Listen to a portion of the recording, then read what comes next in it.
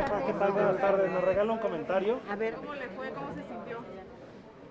pues más bien cómo se sintieron los diputados. Espero que se hayan sentido atendidos y que las respuestas hayan sido satisfactorias. A nosotros en el SAT nos interesa que se entienda muy bien lo que queremos hacer, precisamente para que se vea que no hay un abuso de autoridad, sino únicamente se quiere clarificar y dar mayor certidumbre jurídica a todo lo que estamos proponiendo. Jefa, ha generado mucho ruido esta cuestión de pues la obligatoriedad de los jóvenes, de los mayores de 18 años, a tener este registro. Hay quien menciona incluso una sanción superior a 3.500 pesos. A quien no lo haga, pues ya ha cumplido esto porque se convierte en un deber ciudadano. ¿Qué tanto es cierto, qué tanto es falso y cómo funciona realmente esta cuestión que usted decía de la cultura cívica, que es lo que se intenta promover? Sí, nosotros queremos dos cosas. Uno es promover la cultura. ¿Qué quiere decir? Si tú tienes más de 18 años, pues a lo mejor tienes una beca, lo recibes en una cuenta bancaria, necesitas tu RFC, vas a sacar tu cédula profesional, necesitas también tu firma electrónica, etcétera. Entonces, ya muchos trámites requieren esta información. Nosotros creemos que si las personas desde que empiezan a tener mayoría de edad son conscientes de que tienen que contribuir con su país, podemos ir eliminando esa búsqueda por no pagar impuestos y por ver cómo cometer evasión y elusión fiscal.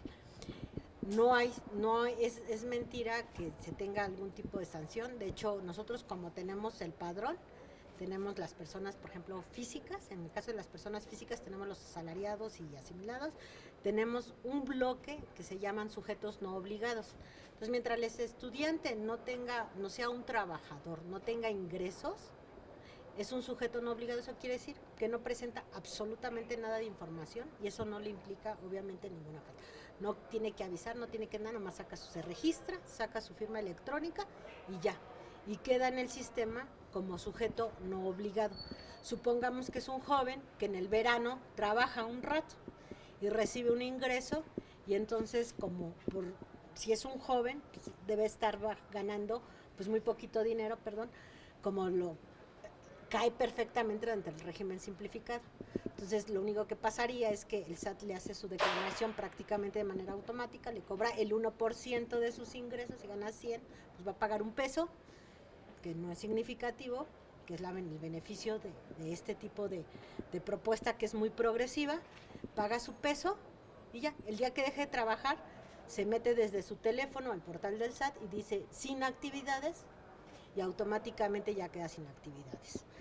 ¿Cómo sería, por ejemplo, para quien acaba de cumplir 18 años? Hay un periodo en el que tiene que cubrir este registro y qué pasa si no lo hace. Por ejemplo, llega a los 19, no generó actividad económica y no tiene registro. No, obviamente estamos en una etapa de transición donde lo que buscamos es el cambio cultural más que la sanción. Entonces, lo que es obligación nuestra del SAT, pues generar difusión y generar programas para promover y explicar al joven lo que nosotros pretendemos. Y lo que pensamos es trabajar conjuntamente primero con universidades públicas, con escuelas públicas, para ir participando, y ya si en algún momento están interesadas algunas escuelas privadas, pues también lo podemos hacer con escuelas privadas. Pero en un principio es nuestra obligación la difusión y la explicación. Pero el SAT pues se tiene muy mala fama porque todo el mundo pues sabe que lo persiguen, ¿no? Una vez que ya estás. Pero yo no creo que tiene mala fama, yo creo que tiene buena fama. ¿Por qué hay tantas, como usted lo mencionaba, billones o billón de pesos que no se recaudan, ¿no? Sí, pero esa es la mala fama de los evasores, no del SAT.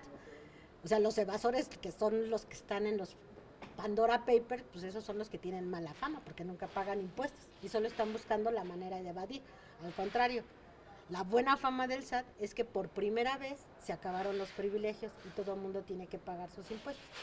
No es terrorismo, porque además, a lo mejor impuesto está mal dicho, una mejor palabra sería sus contribuciones. ¿Por qué? Pues porque las contribuciones en México y en todo el mundo son una política de Estado para hacer una redistribución de los ingresos y para garantizar también bienes y servicios públicos como es la salud, ¿no?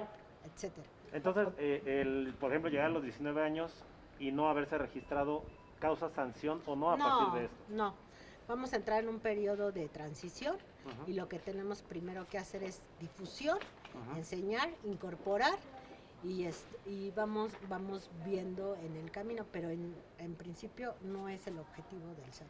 A No, propósito de Pandora Papers, ¿nos puede abundar cómo fue la investigación que concluyó en el cobro de 5.800 millones de pesos a una persona física? ¿Qué hizo él? O si nada más. ¿Cómo llegaron a él? En el SAT lo que hemos observado es que los mayores montos de evasión y defraudación fiscal se da cuando hay reestructuras corporativas. ¿Qué quiere decir eso? Cuando se fusionan las empresas, cuando se dividen y también muchas veces cuando cambia de socios. ¿Por qué? Pues porque hay una enajenación de acciones o hay una venta de la empresa. Todas estas reestructuraciones a veces son fusiones. Fusiones es cuando dos empresas se unen para formar una sola.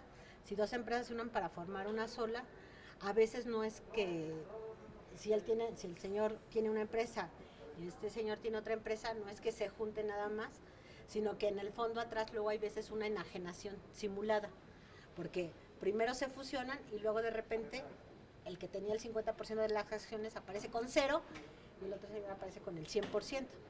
Eso realmente fue una enajenación. Entonces, lo que observamos en las auditorías es, observamos las reestructuraciones corporativas. Si el señor de repente tenía 100 acciones y ahora tiene 0, pues eso quiere decir que las vendió. Esas ventas normalmente ocurren en paraísos fiscales. Entonces, lo que hacemos es rastrear las reestructuraciones corporativas, a ver hasta dónde nos llevan y empezar a pedir información. Ese es como nosotros estamos trabajando en el SAT. ¿Nada más fue una persona o empresa? No, ¿Cuántos fueron? ese fue, yo quise decir que fue un ejemplo porque hay una operación que está descrita en el documento que precisamente son dos socios y los dos socios deben lo mismo, pero uno de ellos ya nos pagó 5.800 millones de pesos, un poquito más el año pasado. ¿Y entonces el otro tiene algún plazo para hacer el pago? El otro está toda la presentación documentada ya en la Procuraduría Fiscal y es su atribución determinar si nuestra presuntiva de defraudación fiscal corresponde. Nosotros creemos que nuestro caso es sólido porque ya pagó el otro socio, ¿no? Y de los otros, que hay más personas que estén, que el SAT esté, puede decir, pendiente de los que están en Pandora Papers. Más que estar en Pandora Papers, como les dije, nosotros tenemos auditorías desde antes y nosotros lo que buscamos son los mayores evasores. ¿Y hay más? Si el mayor evasor está en Pandora Papers, pues le va a tocar. Pero si el mayor evasor ni siquiera lo ha descubierto los periodistas, porque nosotros tenemos intercambio de información con otros países, pues a lo mejor nosotros tenemos uno que nos debe más. Pues ¿para qué vamos con el que nos debe menos, verdad? Mejor vamos con el que nos debe más. Listo. Nada más para el registro lo único necesario es el CURP, para el registro de los jóvenes ante RFC. Sí, es el CURP, pero tienen que presentarse en las oficinas para registrar sus biométricos, porque ahorita una parte que también nos interesa es la seguridad de la identidad fiscal de la persona, porque estamos teniendo mucho robo de identidad por las empresas fantasmas y las empresas Oigan, ¿qué factureras. pasará con los jóvenes que no se registren? Pasa las cámaras, por favor. Ya la De hicimos. este lado. Ya la contestamos. Gracias. Muy tarde. Hasta luego, muchas gracias.